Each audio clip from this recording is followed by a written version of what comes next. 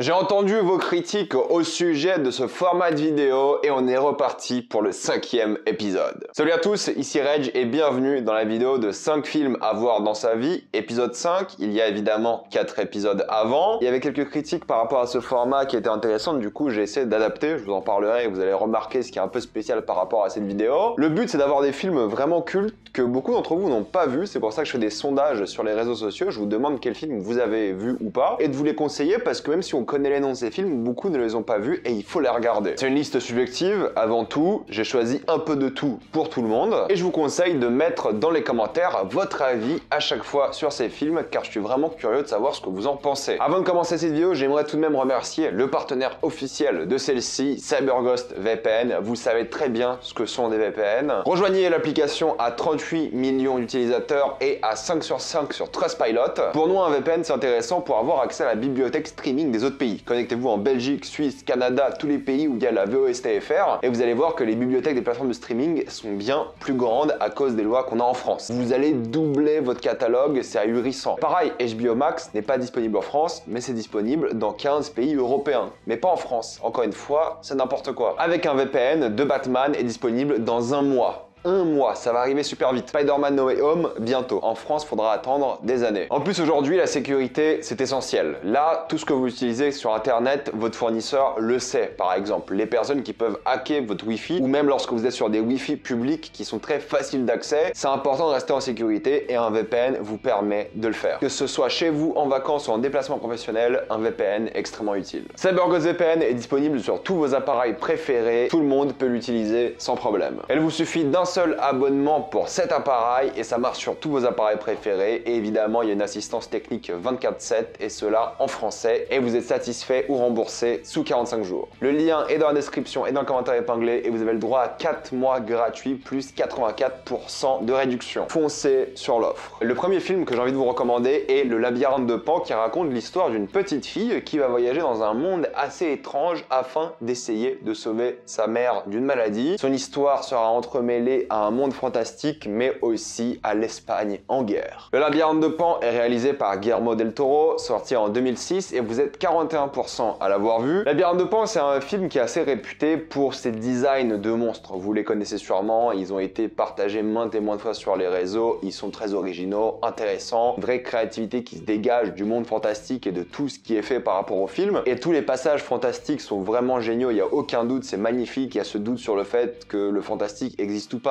Il y a une sorte de mythe qui est créé dans l'œuvre, une sorte de légende, de conte de fées, un peu pour adultes, mine de rien. Et ça, c'est une partie vraiment intéressante de l'œuvre, mais ce qui est vraiment intéressant, c'est que c'est avant tout un film de guerre, en fait. Oui, il y a un côté fantastique qui représente certes peut-être un tiers du film, mais ce qui est intéressant, c'est le film de guerre. C'est avant tout un film qui parle de cette période dans l'histoire de l'Espagne, et c'est super intéressant. Ça va évoquer vraiment cette période franquiste, de tout ce qui s'est passé à ce moment-là, avec des personnages qui sont vraiment détestables, et d'un autre côté attachants, avec des moments qui t'énervent, des moments qui te remplissent d'émotions, des moments puissants, des moments dramatiques. Vraiment, c'est un film assez fort émotionnellement et rien à dire. Et c'est un film mémorable car il a très bien mélangé film de guerre et film fantastique. Et beaucoup diront que c'est le plus grand film de Guillermo del Toro, voire son premier grand chef-d'œuvre, et qu'il n'a jamais réussi à égaler ce film dans sa carrière, même si je suis pas spécialement d'accord. Mais c'est vrai que c'est un film assez fantastique pour toutes les raisons que j'ai citées, mais aussi les visuels. Il y a un vrai travail sur la mise en scène, sur les couleurs, sur la composition du cadre, justement, pour ce mélange fantastique réel, sur le traumatisme de cette jeune fille qui vit justement ces événements et à quel point c'est difficile. Fantastique, une métaphore pour ce qu'elle vit. Enfin bref, je pourrais en parler pendant des heures du Labyrinthe de Pan. Je l'ai revu il y a pas longtemps, j'ai adoré le redécouvrir. C'est un film super. Oui, ça a peut-être traumatisé une génération d'enfants, mais c'est pas un film pour enfants. C'est un film de guerre pour adultes pour le coup, qui a un message très puissant et c'est vraiment un super film. Donc si vous l'avez pas vu, si vous aimez les films de guerre de une, vous allez adorer. Si vous aimez les films fantastiques, vous allez adorer. Mais alors là, le mélange des deux est superbe. Le deuxième film sur la liste est un film culte français. C'est La Haine, évidemment, qui va raconter l'histoire de ces 3 personnes qui habitent en banlieue, qui vont avoir plein de problèmes par rapport à la police par exemple, mais qui vont aussi vouloir sortir de cette banlieue, voir un peu Paris, et ils vont avoir plein de soucis par rapport à leurs activités, par rapport à qui ils sont aussi, et c'est toute la thématique du film. La Haine, c'est peut-être l'un des films français les plus connus de l'histoire, c'est vrai, mais j'étais assez étonné car vous n'êtes pas tous à l'avoir vu, de une. C'est un film qui date de 1995, c'est le film qui a rendu Mathieu Kassovitz extrêmement célèbre en France, et vous n'êtes que 40% à l'avoir vu. Évidemment, c'est aussi l'un des films qui a révélé Vincent Cassel. Depuis, c'est devenu un peu notre gigastar française, mais aussi à l'international, il a beaucoup travaillé là-bas. C'est un film assez particulier parce que, bon, de une, c'est un film qui a un peu lancé, j'ai envie de dire, la mode sur les films de banlieue. On suit donc ces trois jeunes-là qui vont découvrir un peu Paris, qui vont être, on va dire, mêlés à la vision du monde de la banlieue et à quel point, justement,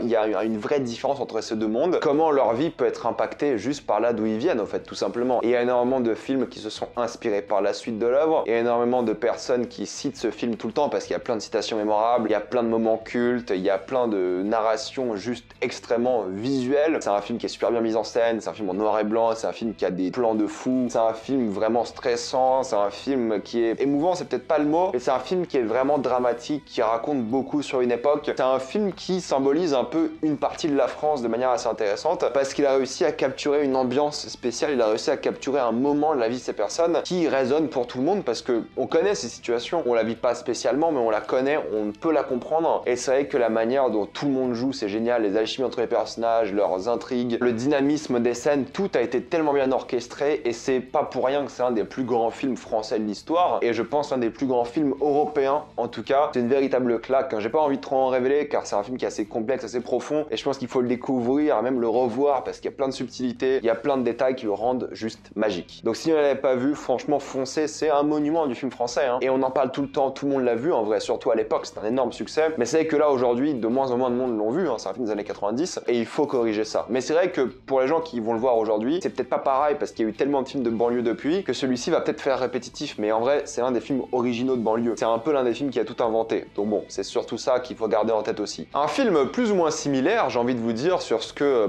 un environnement fait à des personnes, c'est La Cité de Dieu qui raconte l'histoire de jeunes dans des favelas pas loin de Rio de Janeiro. On va suivre justement plusieurs jeunes qui vont vivre dans ce milieu et leurs différentes évolutions. Il y en a qui vont vouloir avoir une vie en tant que photographe, d'autres qui vont devenir des barons de la drogue, d'autres qui vont juste devenir des criminels. Bref, vraiment le portrait de ces personnes qui vivent là-bas. Réalisé par Fernando Meirelles et Katia Lund, sorti en 2002, vous n'êtes que 25% à l'avoir vu et c'est un film assez similaire à La Haine dans ce que ça raconte. C'est l'histoire de ces jeunes de favela qui vont avoir des parcours complètement différents et à quel point en fait ce système, que ce soit à cause du gouvernement, que ce soit à cause du monde qui a été créé là-bas, cet écosystème même change la vie des gens. C'est un film assez brutal, il est presque filmé comme un documentaire, mais il est extrêmement bien mis en scène. Vraiment la scène d'introduction, c'est l'une des scènes les plus géniales de l'histoire du cinéma je trouve. Elle est tellement dynamique et représente tellement bien l'ambiance de ce film et c'est génial parce qu'on va vraiment suivre l'évolution de ces favelas, on aura un portrait de ces favelas via ces personnages qui vont grandir, on les voit de enfants à adultes, on va voir comment ça va évoluer et c'est tellement poignant, tellement fort et en fait il y a ni foi ni loi presque dans ces endroits-là, il y a de la corruption, il y a de la violence, il y a des meurtres sans arrêt et il y a une ambiance qui est tellement folle et un message tellement puissant sur sa fin, sur ce qui se passe avec les personnages. C'est inspiré d'une histoire vraie donc il y a vraiment quelque chose qui est assez glaçant, qui est triste mais en même temps qui est beau d'une certaine manière parce que des gens arrivent à y vivre, des gens se battent tous les jours pour exister, pour survivre là-bas et c'est un monde d'injustice, c'est le plus fort qui fait sa loi. C'est un film terrible mais c'est un pilier du cinéma, c'est vraiment bien fait, c'est vraiment puissant. Si vous ne l'avez pas vu, c'est le film typique qu'il faut voir dans sa vie pour comprendre un peu ce que ces gens vivent aussi. C'est super bien fait, c'est super prenant, franchement, foncez voir ce film. Pareil, c'est l'un de ces monuments du cinéma qu'il faut voir dans sa vie, c'est évident. On pourrait aussi en parler pendant des heures, il y a tellement de moments qui sont incroyables et des scènes qui te